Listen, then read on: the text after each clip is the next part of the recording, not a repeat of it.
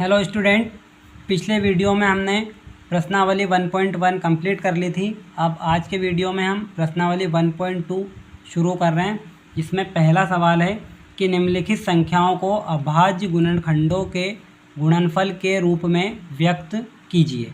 तो हमको 5 प्रश्न दिए हुए हैं इसमें 140, 156, 3825, 5005, 7229। इन पांचों क्वेश्चनों में हमको अभाज्य गुणनखंड निकालने हैं। तो आइए देखते हैं किस तरह से अभाज्य गुणनखंड निकालते हैं। जैसे हमारा पहला सवाल है जिसमें दे रखा है 140 के अभाज्य गुणनखंड निकालिए। तो 140 को हम लिखेंगे, अभाज्य गुणनखंड का मतलब है कि उस संख्या में किन किन संख्याओं से भाग जा सकता है, वो कौन कौन से नंबर है जो उस संख्या को डिवाइड कर सकते हैं, वो होते हैं उसके अभाज्य गुणनखंड। तो देखिए, अभाज्य गुणनखंड निकालने के लिए सबसे आसान तरीका है कि हम उस नंबर का एलसीएम के रूप में निकाल लें।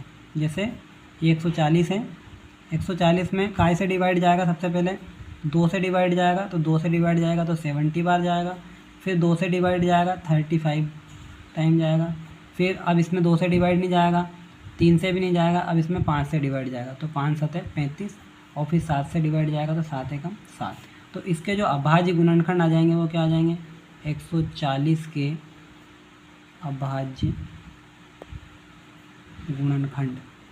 140 के अभाज्य गुणनखंड क्या क्या हो जाएंगे, 2 गुणित 2 गुणित 5 गुणित 7। अब ये 2 गुणित 2 जो है, इसमें 2 की पावर यहाँ पे 1 है और यहाँ पे भी 1 है, तो इन दोनों को हम ऐसे लिख देंगे कि 2 की पावर 2 गुणित 5 गुणित 7। तो ये क्या हो गया, ये अभाज्य गुणनखंडों के गुणनफल के रूप में क्या हो गया, व्यक्त हो गया। यानी हम कह सकते हैं कि ये जो नंबर लिखा हुआ है 2 की पावर 2 × 5 × 7, ये अभाज्य गुणनखंडों के गुणनफलों का ही रूप है। यह अभाज्य गुणनखंडों के गुणनफल का रूप है। बस हमको यहीं तक इसको सॉल्व करना है और हमारा उत्तर आ गया। चलिए, अब हमारा दूसरा क्वेश्चन है जिसमें दे रखा है 156 के अभाज्य गुणनखंड निकालना है। 156 के अभाज्य गुणनखंड निकालना है और फिर उसको गुणनखंडों को गुणनफल के रूप में व्यक्त करना है। तो देखो कैसे निकालते हैं। 156, इसको भी ऐसे ही लिख लेंगे। 156 में सबसे पहले 2 से भाग जाएगा, तो 2 से इसमें भाग देंगे तो 2 7 14, फिर 1 बचेगा और यहाँ हो जाएगा 16, तो 2 8 16। फिर इसमें 2 से भाग जाएगा तो 2 3 6, फिर 1 बचेगा 2 9 18। फिर इसमें 3 से डिवाइड जाएगा तो 3 से 3 एकम 3 और 3 3 9। फिर 13 जो है वो अभाज्य नंबर है, इसमें किसी से भाग नहीं जाता है, इसलिए 13 से डिवाइड करेंगे तो 13 एकम 13। अब इसको अगर अभाज्य गुणनखंड के रूप में लिखेंगे तो कैसे लिखेंगे, 156 के अभाज्य गुणनखंड क्या क्या हैं, ये सारे नंबर हैं 2 3 और 13, लेकिन इनको क्या लिखना है, अपना गुणनफल के रूप में लिखना। तो कैसे लिखेंगे, 2 गुणित 2 गुणित 3 गुणित 13।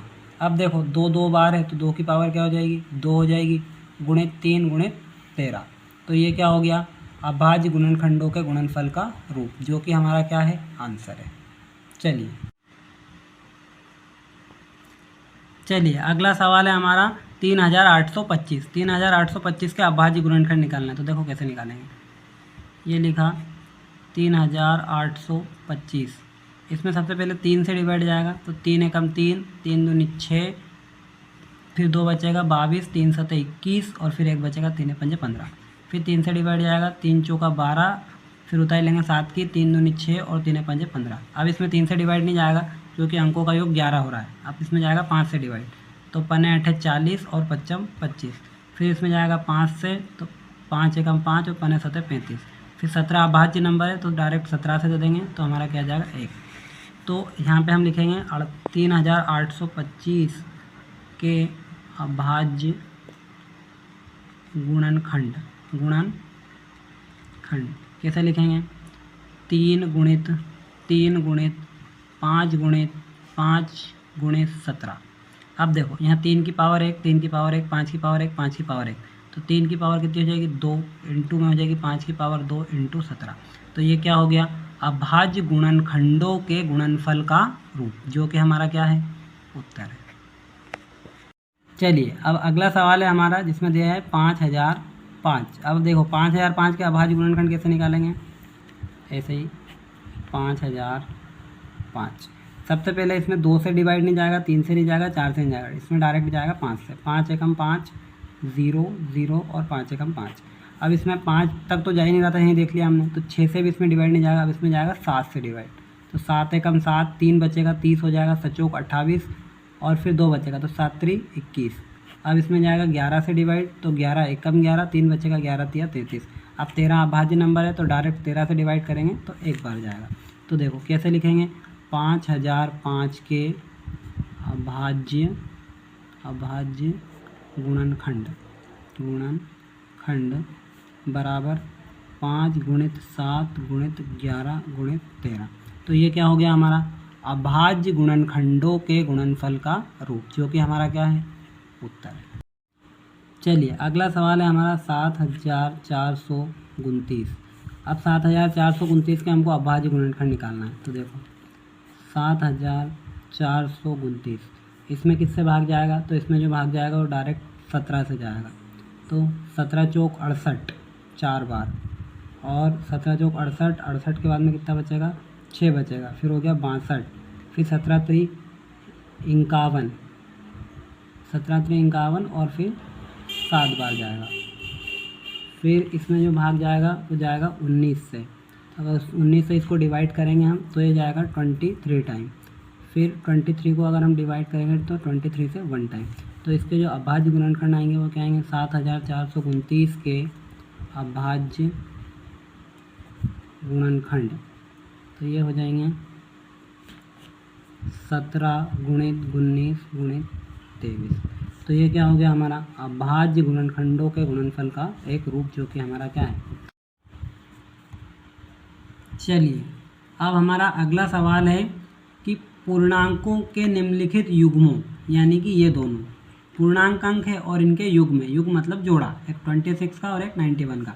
तो पूर्णांकों के निम्नलिखित युग्मों के HCF और LCM ज्ञात कीजिए। सबसे पहले तो हमको इन दोनों को क्या निकालना है, LCM और HCF, तथा इसकी जांच कीजिए कि दो संख्याओं का गुणनफल उनके HCF व LCM के गुणनफल के बराबर होता है। यानी इन दोनों नंबरों का गुणा, इन दोनों के का जो LCM आएगा और जो HCF आएगा, उन दोनों के गुणनफल के बराबर होता है। तो सबसे पहले तो हम समझते हैं कि LCM निकालते कैसे हैं। सबसे पहले तो आप समझिए कि LCM का मतलब क्या होता है। LCM का मतलब होता है लीस्ट कॉमन मल्टीपल। हिंदी में अगर बोले तो इसको बोलते हैं लघुत्तम समापवर्तक। क्योंकि बहुत सारे बच्चों को LCM निकालते तो आता है, लेकिन उनसे अगर पूछें कि LCM का मतलब क्या होता है तो वो नहीं बता पाते हैं। तो LCM का मतलब होता है लिस्ट कॉमन मल्टीपल। इसी तरह HCF का मतलब क्या होता है, HCF का मतलब होता है हाईएस्ट कॉमन फैक्टर। HCF का मतलब होता है हाईएस्ट कॉमन फैक्टर, यानी कि वो सबसे बड़ा नंबर जिससे वो सारे नंबर डिवाइड होते हैं। और लघुत्तम जो होता है, जो ये जो नंबर दिए होते हैं इन दोनों नंबरों से डिवाइड होता है, तो वो होता है लघुत्तम समापवर्तक। और ये है HCF यानी कि हाईएस्ट कॉमन फैक्टर, या हिंदी में इसको बोलते हैं महत्तम समापवर्तक। अब बात आती है कि लघुत्तम और महत्तम निकालते कैसे हैं। तो देखिए लघुत्तम निकालने का तरीका बहुत आसान है। सबसे पहले हम निकालते हैं LCM या लघुत्तम समापवर्तक, या लघुत्तम समापवर्तक। एक साइड हम LCM निकालेंगे और इसी के साइड में जस्ट यहाँ पे HCF निकालेंगे, HCF या महत्तम समापवर्तक। तो देखो LCM जो है दोनों का एक साथ निकालते हैं, दोनों नंबर का। 26 दिया है एक नंबर हमको और एक दिया 91। दोनों नंबरों का एक साथ डिवाइड करेंगे तो एलसीएम निकल जाएगा, और अलग अलग 26 का अलग और 91 का अलग, तो इधर क्या निकल जाएगा, एचसीएफ या महत्तम समापवर्तक निकल जाएगा। तो देखो सबसे पहले कौन सा छोटा नंबर है जिससे डिवाइड जा रहा है, तो सबसे पहले 2 से जा रहा है, 2 एकम 2, 2 तिया 6, 91 में नहीं जा रहा है तो 91 को ऐसा का ऐसा ही लिख देंगे। फिर बताओ ऐसा कोई सा नंबर है जिससे 2 किस में डिवाइड जा रहा हो, एक तो 13 से जा रहा है, इसमें 7 से चला जाएगा, किससे 7 से, तो देखो 13 में नहीं जा रहा, 13 ऐसा लिख देंगे, और 91 में 7 से जाएगा 13 बार, 13 सत्ती 91। अब इसमें 13 से डिवाइड करेंगे तो 13 एकम 13 और 13 एकम 13, तो हमारा 26 व 91 का एलसीएम आएगा इन तीनों नंबरों का गुणा, यानी कि 2 गुणित 7 गुणित 13, और इनका जब मल्टीप्लाई करेंगे तो क्या आएगा, 13 दूनी 26 और 26 में 7 का मल्टीप्लाई करेंगे तो क्या आएगा, देखो यहाँ करता हूँ मैं, 26 गुणित 7, सत्संग 42 का 2 हाथ का है 4, 7 दूनी 14 और 4 18, यानी कितना आएगा 182, कितना आएगा 182। तो ये क्या आया हमारा 26 और 91 का एलसीएम। अब एचसीएफ निकालते हैं। एचसीएफ में अलग अलग निकालना दोनों का, यहाँ पे 2 से डिवाइड करेंगे तो 13, फिर 13 से डिवाइड करेंगे तो 1, यहाँ पे 7 से डिवाइड करेंगे तो 13 और 13 से डिवाइड करेंगे तो 1। अब एलसीएम में हमने क्या करा था, जितने भी नंबर थे उन सबका आपस में मल्टीप्लाई करा था। यहाँ पे क्या करना है, इसके दोनों के नंबर अलग अलग लिख लेना है कि 26 में कौन कौन से गुणनखंड है, तो 26 के गुणनखंड है 2 गुणित 13, और 99 के हैं हमारे क्या 7 गुणित 13। अब देखो जो नंबर दोनों में है उसको हमको एक बार लिखना है, जैसे 13 यहाँ भी है और 13 यहाँ भी है, तो 13 को हम क्या लिख लेंगे एक बार।